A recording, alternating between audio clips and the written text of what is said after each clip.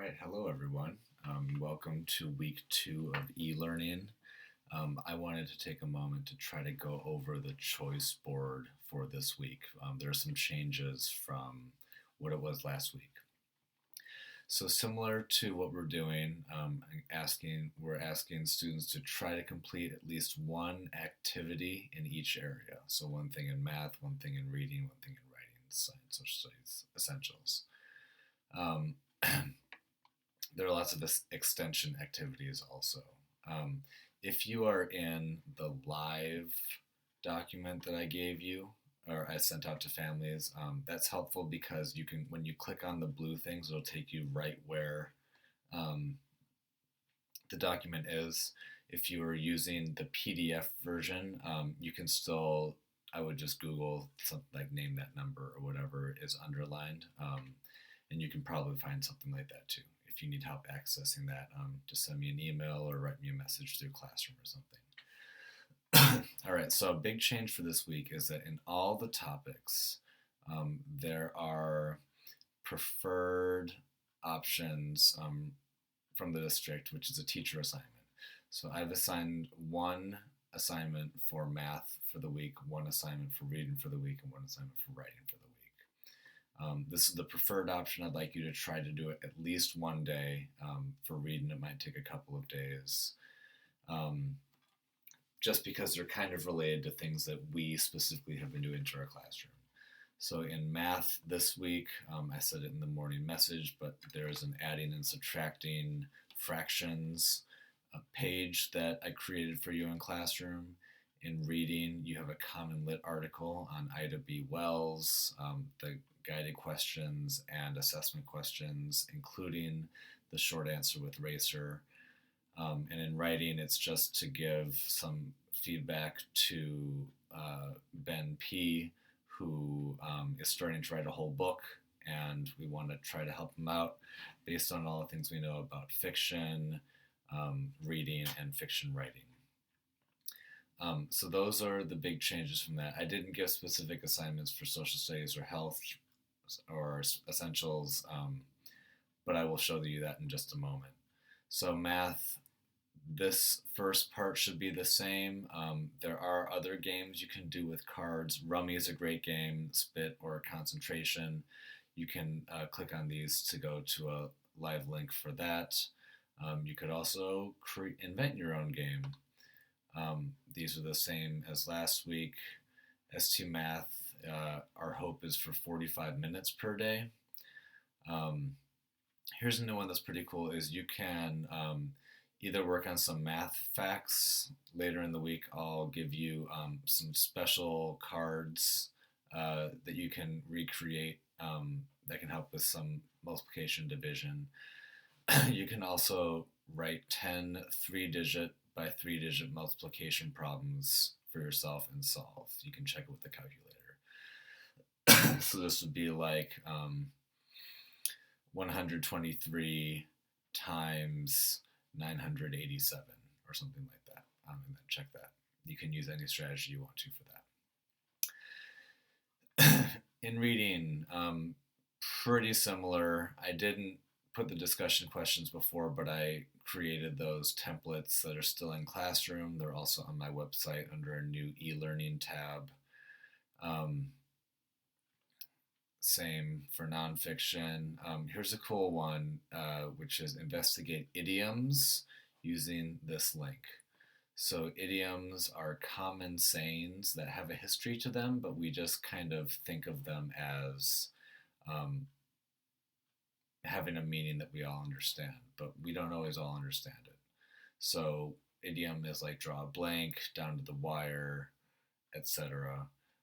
So you can try to find the meaning of these. You can create a poster for them. So for let your mind wander, you could show that that literally looks like a brain that is like going on a hike. But the actual meaning of letting your mind wander is when you're supposed to be thinking about something, but everyone is thinking about something else.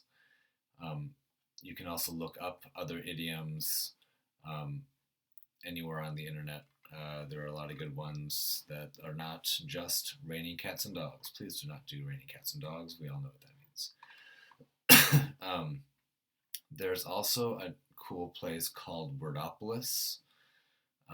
Nope, that's not true. Wonderopolis that you can explore as well as an extension for reading. Writing, this is a really special time in our lives and in our history. So I am all for some daily journal writing. You can write it on paper, you can write it in your Google document and share it with me. Um, you can write it and take a picture of it and send it. But I think a lot of things that are happening are definitely worth remembering. Creative writing, you could write a story that's using some of those idioms that you were learning, that you pursued in reading. Um, Word work posters for words like conclusion, evidence, simile, metaphor, structure. Um, Informational writing, a news story or a feature article based on Wonderopolis. Um, New choices there. um, Links to National Geographic, the hydraulic cycle, the water cycle for fourth grade, if you want to do something for fifth grade, sustainable fishing. I want to send out some things under mystery science. I'm working on that during this week. Scholastic is a good resource. You can write about that. A number of students were excited about virtual field trips in some of the class meetings we had. So you can also just do a Google search of like virtual field trips. Many museums or places have those right now. But specifically, this document outlines virtual tours of all of these different places.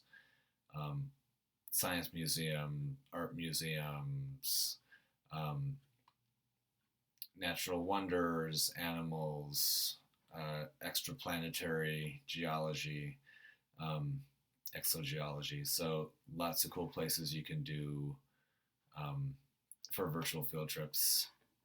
And then you can write a little bit about your trip. For essentials, um, drama, there's an option where you can choose an object at home that doesn't make any sounds, and then think about what it would say if it could talk. You could write a journal entry or even a play from that perspective.